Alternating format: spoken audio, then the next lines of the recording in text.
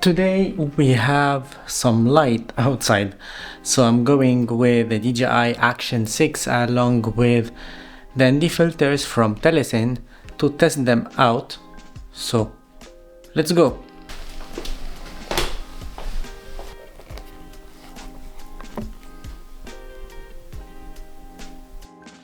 With that being said, I'll be shooting in manual exposure on this DJI Action 6, and I'll be shooting also in D-Log-M. So the ND filters, as you can see now, it's too bright. The ND filters will help me reduce this brightness while maintaining the exact same configuration or the exact same settings for the exposure on the camera.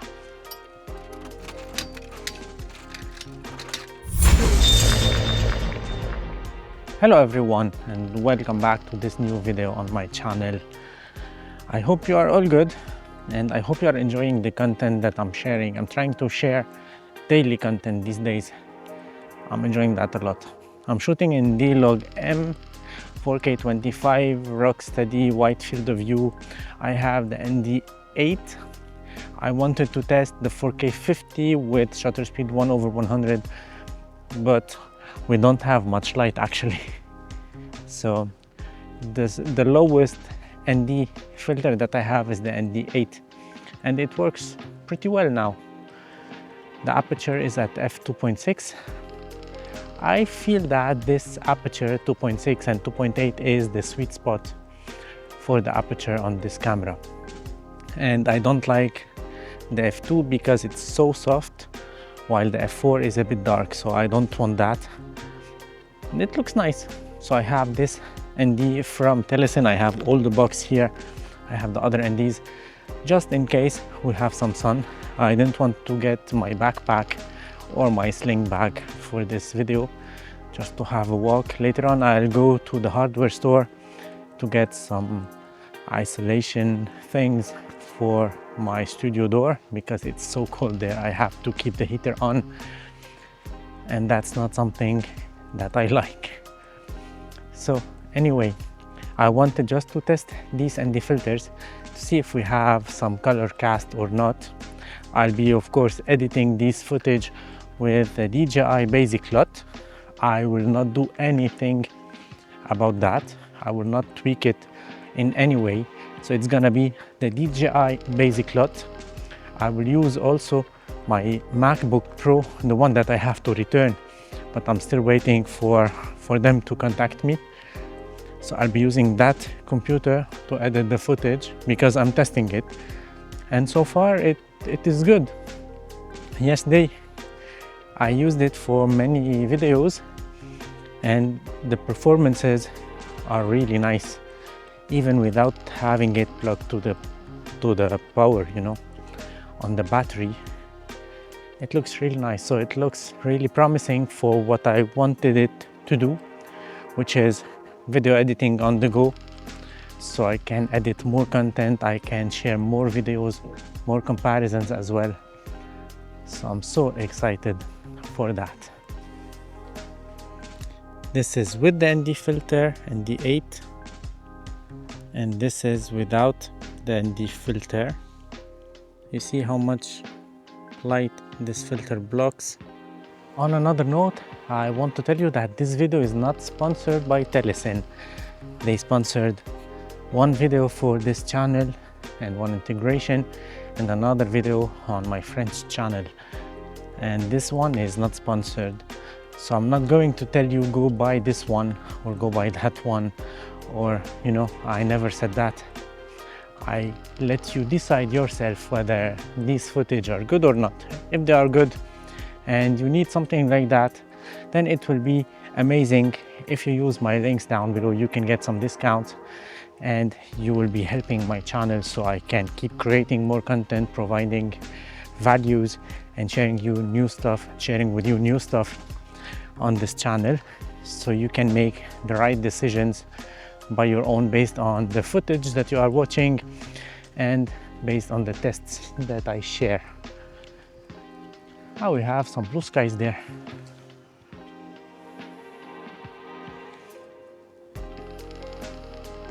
So we will go that way. probably we can use the 4K 50 or some other NDs.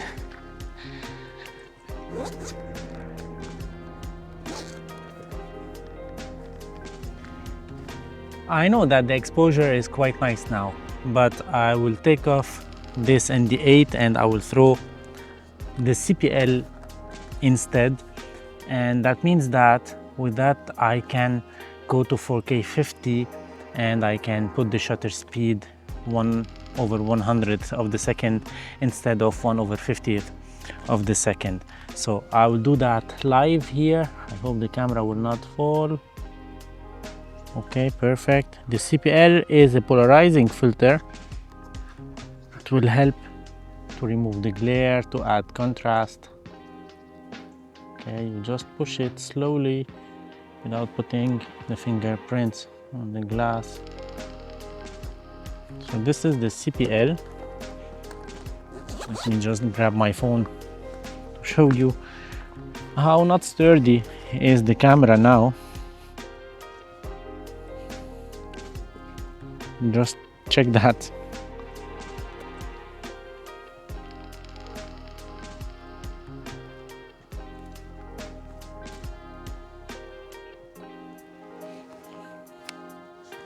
Okay, so let me just dial the correct settings, because of course now the image is bright.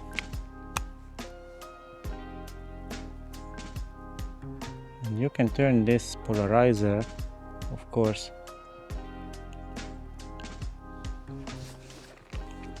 So now I am in 4K 50, 1/100th of the second, and I have the aperture f2.6, and here this is without the CPL and with the CPL.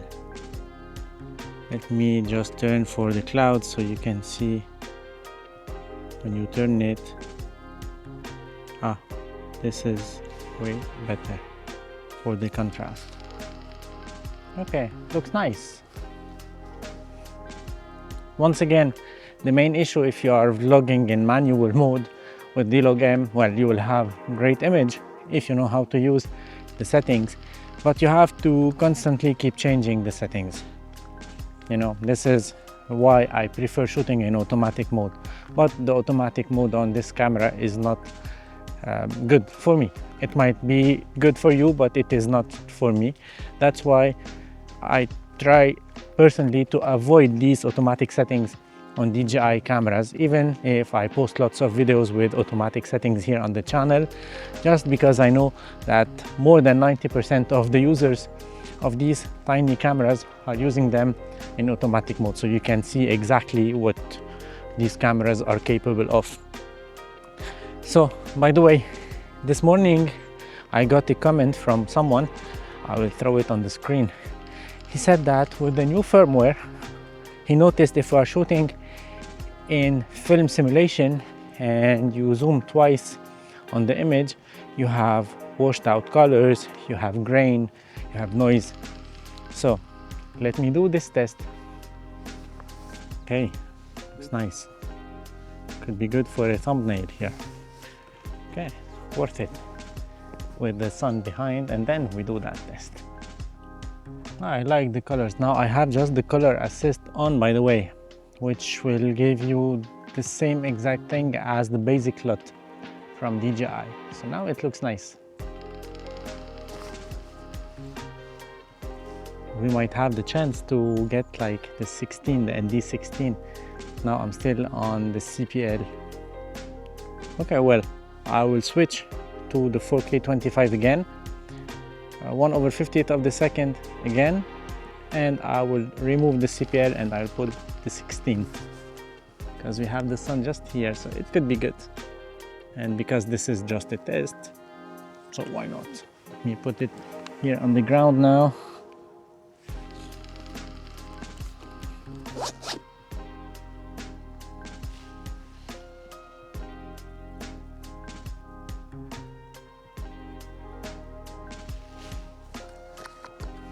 Of course, keep a lens cloth with you. Now the exposure will be way off, Let me change the settings. Now 4K 50, I'll switch to 4K 25, 1/50th of the second of shutter speed. It's a bit dark now. I'm in 4K 25, 1/50th. We have nice contrast on the sky, but I will put the ISO a little bit higher. Now I'm shooting at the base ISO 100. I will crank it up a little bit. So this is ISO 200 now, and it looks nice. You know, well, actually, this is exactly what I said before. When you are shooting in manual, you can have a great image with this camera, whether this Action 6 or the Action 5 or the Nano or even the Osmo 360. But if you are a manual shooter, or if you'd like to shoot in manual mode D-Log M with these cameras, just let me know why you like that, why you don't prefer shooting in automatic mode on this one, and what are the real use case for manual shooting with these tiny cameras. I use them just to record my daily life that I don't post on YouTube, and I don't feel like I will be changing the settings every single frame, because you know, here I look so dark, here the exposure is perfect. Imagine you are walking and you have to turn. Well, I don't know, this is not my thing. On big cameras it's easier. You have dials, you have buttons, you can customize everything. You have the variable ND filter on the front side, you can tweak it a little bit to the right, to the left, you know. And even on my mirrorless cameras, I rarely shoot in log, you know, because the base colors are good. You can just put an adjustment layer if needed, take down a bit the saturation, and that's nice. I don't know. Let me just take this off and go back to manual mode to show you what I've been talking about. So now up, let me put it on the ground, safer.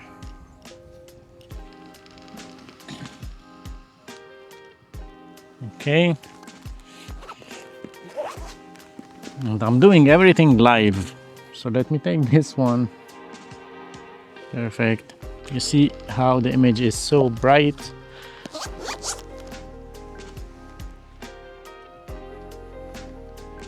Now I will put the automatic settings. This is what it looks like in normal color profile, not D-Log, 4K 25 automatic exposure.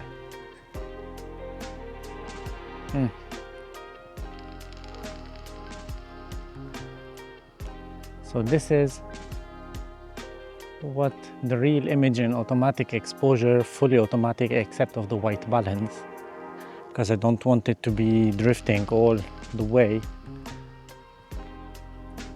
Okay, let's go put the camera there and test that film simulation and to see the washed out colors and this kind of stuff. And you see how the exposure is changing to adapt to the scene.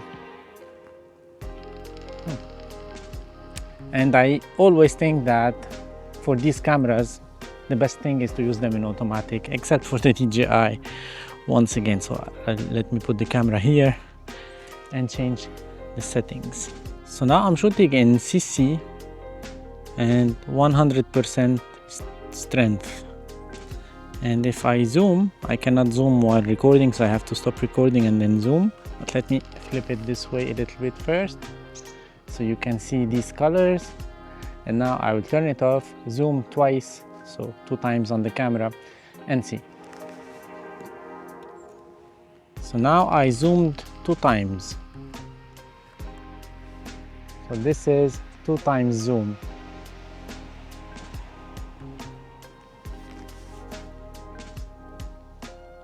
Let me change the simulation and maybe the strength. This is TR and 50% strength. This is TR and 50% strength without zoom. And now I will turn the camera off and do the 2 times zoom.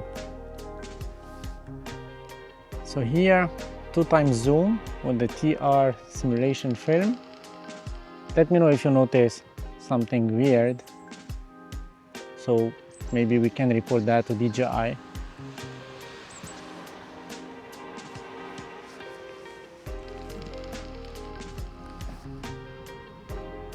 This is NC 30% strength, by the way. Now I was just playing with the film sim and I found one that I love, which is the TR. Let me show it to you. And this is the TR 50% on the screen. It looks nice for the skin tones, and that's what's written also on the description of this film.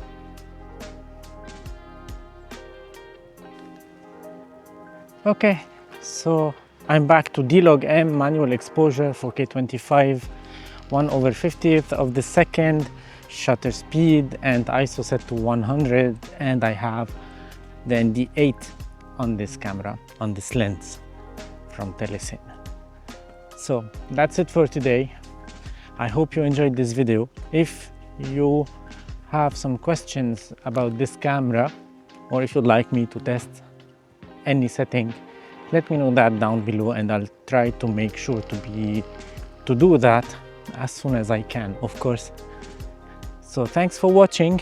If you are interested in this camera, you can find the affiliate link down below, or if you are interested in these filters or this pouch or the silicone cover for this one, or even this selfie stick, you can find them at Telesin. You can get, I think, up to 10% discount if you use the link down below.